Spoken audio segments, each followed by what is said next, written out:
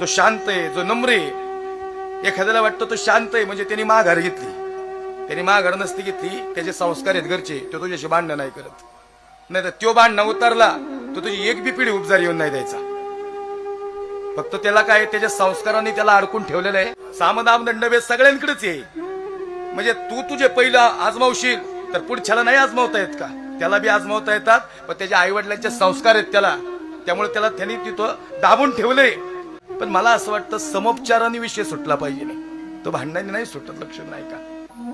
आणि म्हणून अशी कुणी तुमच्या अंगावर धावून आली, भांडणं करायला लागली, त्याचं कर्म त्याच्यापाशी एक दिवस त्याचं कर्म त्याला संपवणार, 100% संपवणार. तुम्हाला काहीच करायची गरज नाही, काहीच करायची गरज नाही.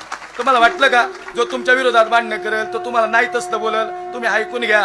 तुम्हाला सांगतो, केले कर्म झाले त्याची भोगा आले, उपजले मेले ऐसे किती. ज्याचं त्याचं कर्म त्याला भोगायलाच लागणार, फेडावं लागणार. अरे भांडायचा कर्म धर्म त्याचे.